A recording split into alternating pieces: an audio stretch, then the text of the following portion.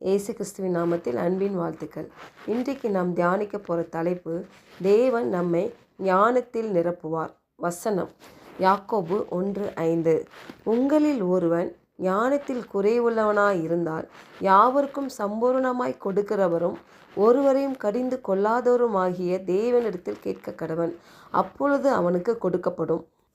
இந்த வசனம் பாருங்கள், நமக்கும் தேவனுக்கும் இடையே உள்ள நெருக்கமான அழைப்பாகும். பாருங்கள், நம்ம வாழ்க்கையில் சில சமயங்களில் நாம் என்ன செய்ய வேண்டும் என்று தெரியாமலும் சரியான தீர்மானங்களை எடுப்பதில் குழப்பமடைவதும் உண்டு இல்லையா? அநேக முறையில் நம்ம டெசிஷன் முடிவு பண்ணுறப்போ இல்லை நிறைய குழப்பங்கள் இருக்கும். சில சமயம் நம்ம என்ன செய்ய போகிறோம், என்ன நம்ம செய்ய வேணும் அப்படின்றது கூட குழப்பமான ஒரு நிலையில் தெரியாமல் இருக்கும் பாருங்களேன்.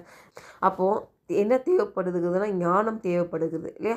ஆனால் தேவன் நீங்கள் சொல்லுகிறார், நீங்கள் கேளுங்க, நான் கொடுப்பேன். சிறிதர்கள் தவறுகளை வைத்து என்ன பண்ணுறாங்க, நம்ம மேலே குற்றம் சுமத்துவாங்க. ஆனால் தேவன் நம்ம என்ன சொல்கிறார் தெரியுமா?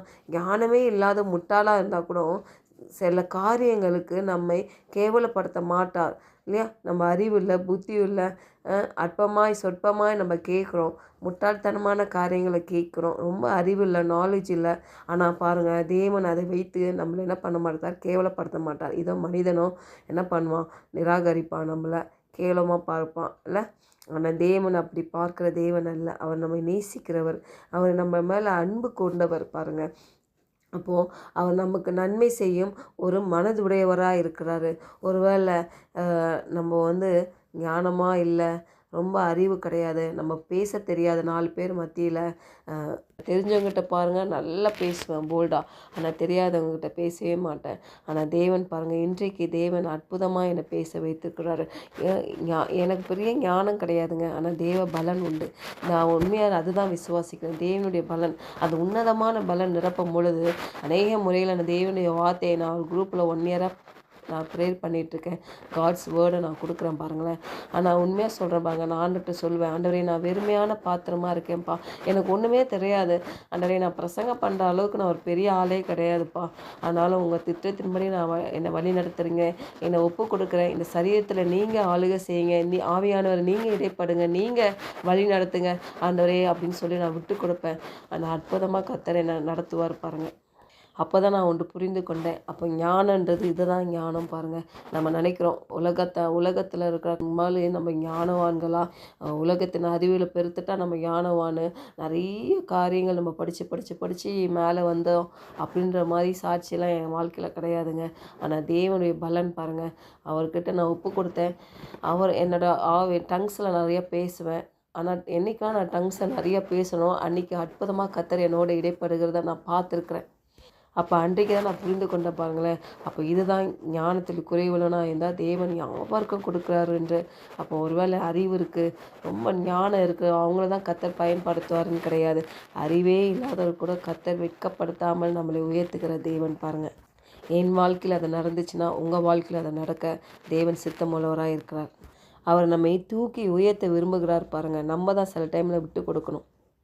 அதே வசனம் நீதிமொழிகள் பாருங்களேன், ஒரு வசனம் பார்க்கலாம். நீதிமொழிகள் 2ஆம் அதிகாரம் 6ஆம் வசனம். கர்த்தர் ஞானத்தை தருகிறார், அவர் வாயினின்று அறிவும் புத்தியும் வரும். அதுக்கு முன்னாடி வசனம் 5ஆம் வசனம் பாருங்களேன். அப்பொழுது கர்த்தருக்கு பயப்படுதல் இன்னதென்று நீ உணர்ந்து தேவனை அறியும் அறிவை கண்டடைவாய். அப்போ தேவனை அறியும் அறிவை கண்டடையும் பொழுது என்னாகும், நம்மளுக்கு ஞானம் கர்த்தர் தருகிறவராக இருக்கிறார். பாருங்கள், தேவன் ஞானம் உள்ளவராக இருக்கிறார். அவர் நம்மளுக்கு ஞானம் கொடுக்கணும்னா நம்ம தேவனை அறிகிற அறிவில் வளரும் பொழுது அந்த ஞானம் நம்மளுக்கு வரும் பாருங்கள். நம்ம நினைக்கிறோம் சுய பலத்தினால் வருகிற ஞானம் இல்லைங்க, இது ஞானம் கிடையாது. இது தேவன் அருளும் ஒரு ஆவி பாருங்கள். அந்த ஆவினால் நம்மளை நிரப்புவார். அதில் தேவன் நம்ம யார் என்று காணும் பொழுது அந்த ஞானம் கொடுக்குறவராக இருக்கிறாரு. அவர் வாயினின்று அறிவும் புத்தியும் வரும் என்று பார்க்குறோம். ஒரு மொழியாக்கத்தில் அப்படி எழுதிக்கு பாருங்களா, அவர் பேசும் ஒவ்வொரு வார்த்தையும் வெளிச்சத்தை தருகிறதாம். அப்போது அது நமக்குள்ள புரிதலின் நீரூற்றாக மாறுகிறது என்று பார்க்கிறோம். அப்போ அதுதாங்க, நம்ம ஆவியில் என்றைக்கு நிரம்பி நிரம்பி அவரை நம்ம பார்க்குறோமோ, அவரை நம்ம உணர்ந்து பேசுகிற பொழுது அவருடைய வார்த்தை நம்மளுக்கு வெளிச்சத்தை போல உண்டாகிறது. அது நமக்குள்ள அந்த புரிதலின் நீரூற்றாக மாறுகிறதா இருக்கிறது. பாருங்க, சாலமோன் ராஜா தேவனிடம் கேட்குறார் இல்லையா? அவர் தேவன் எனக்கு என்ன வேணும்னு கேட்கும் பொழுது அவர் எனக்கு ஆயுசு நாட்களை தாங்க, எனக்கு ஐஸ்வர்யம் தாங்க, அப்படிலாம் அவர் என் சத்துருக்களை முறியடிங்க அப்படிலாம் கேட்காம எனக்கு ஞானம் வேணும் என்று கேட்டான். அதனால்தான் அவன் உலகத்தின் மிகுந்த ஞானி ஆனான்னு பார்க்குறோம் இல்லையா? இந்த வசனத்தில் நம்ம ஏற்கனவே செய்த தவறுகளை கூட அவருடைய தயவு மூடி மறைக்கிறதா இருக்குது பாருங்களேன். நம்ம அனைவரும் தினசரி வாழ்க்கையில் நம்ம சந்திக்கும் சந்தேகங்கள், குழப்பங்கள், முடிவு எடுக்கிற திட்டங்கள் எல்லாவற்றையும் ஞானத்தை தேட வேண்டிய தருணங்களாக இருக்குது. ஆனால் இந்த வசனம் சொல்லுகிறது, நீங்கள் கேட்டால் அவர் கொடுப்பார். ஏனென்றால் அவர் தேவன் நம்மை வெறுப்பதில்லை. அவர் நம்மை நேசிக்கிறவர், நம்ம மேல் அன்பு கூறுகிறவர், அவர் தர விரும்புகிறவராக இருக்கிறார். அவர் ரெடியாக இருக்கிறாரு, நம்ம தான் ரிசீவ் பண்ணணும். அப்போ ஞானம் பெற வேண்டும் என்றால் நம்ம தேவனை காண வேண்டும். தேவனை காண வேண்டும் என்றால் அவர் அறிகிற அறிவில் பெருக வேண்டும். செபிப்போம். பரலோக தகப்பனே, எங்கள் வாழ்க்கையில் எல்லா சூழ்நிலையிலும் நாங்கள் மேற்கொள்ள எங்களுக்கு ஞானம் தேவை ஆண்டவரே. அப்பா, இந்த பூமியில் நாங்கள் வாழுகிற ஒவ்வொரு நாட்களும் எங்களுக்கு ஞானம் வேண்டும். அந்த ஞானத்தை நாங்கள் பெற்றுக்கொள்ள காண வேண்டும் ஆண்டவரே. உம்மை அறிகிற அறிவில் நாங்கள் பெருக பரிசுத்த ஆவியானவர் எங்களை வழி நடத்துங்க. நாங்கள் அற்பமான பாத்திரமாக உங்கள் மண்டையில் அர்ப்பணிக்கிறோம் ராஜா. நீர் எங்களை நிரப்புங்க, உங்கள் ஆவினால் எங்களை நிரப்புங்கப்பா. எங்களை விட்டு கொடுக்கிறோம். நீர் எங்கள் மேலே வைத்த திட்டங்களை நிறைவேற்ற உம்முடைய ஞானத்தின் ஆவினால் எங்களை வழிநடத்தும்படி இயேசுவின் நாமத்தில் ஜெபிக்கிறோம் நல்ல பிதாவே. ஆமென். God bless you.